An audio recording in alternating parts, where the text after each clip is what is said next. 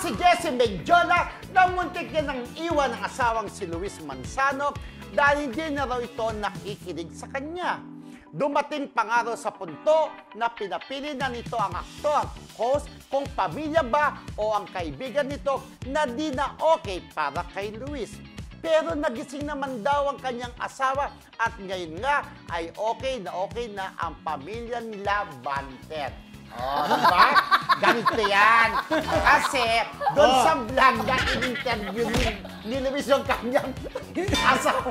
Ano ba yun? Yung kanyang jowa si Jessie Mendiola na sinabi niya, muntik, kasi totoo yan, di ba? Minsan siguro kaya pinapapilya ang barkada mo o kami. Kasi minsan alam ng asawa mo o ng partner mo o ng pamilya mo na merong bad influence eh. Parang may ganun. Siguro sa tingin niya ay lumayo ka dyan. Hindi maganda may dudulot yan sa'yo. O sinong pipiliin mo? Ang pamilya mo o sila. Pero kinausap na rin daw niya si Ate B.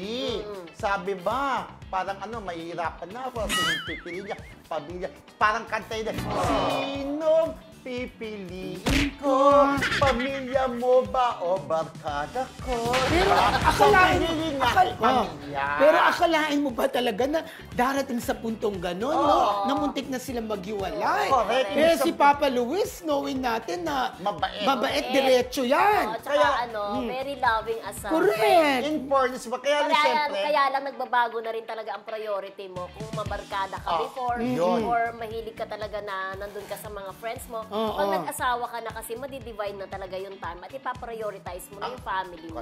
At least, di ba, ang pinili ni Luis nga, yung kanyang pamilya over yung kanyang barkada. Pero syempre, kung talagang meron pa rin minsan na iba pa rin may friendship ka talaga.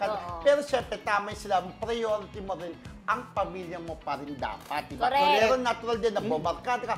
Pero yung good company, hindi yung BI. Diba? Hindi blind item, bad influence. Siguro ganun siya. Kaya pinapili siya ni Luis, pamilya mo o sila. Pinapili siya ni Jessie, rather. Wow. Kung pamilya mo o kami. Yes. Parang meron, mata.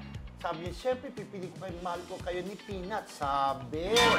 Di ba? At least, di ba? Tsaka pinagdadaanan niyan lahat ng mga nag-aasawa. Nangyayari. Ako parang sa akin, unang nagiging problema talaga, yung separation dun sa syempre, pag single ka, mas may time ka sa mga barkada mo. At yung mga ginagawa mo, na pag nag-asawa ka, hindi mo na magagawa. Siyempre, hinahanap at hinahanap mo ang mga yun. Tsaka may oras na, di ba? Pagka ganitong oras, dapat nasa bahay ka na. Pag ganitong oras, mag-aalaga ka pa kay Peanut, magtitimpla ka pa ng pero gatas. Pag ganitong oras, manonood na kayo ng Marisol Academy 3 to 4 p.m. Correct.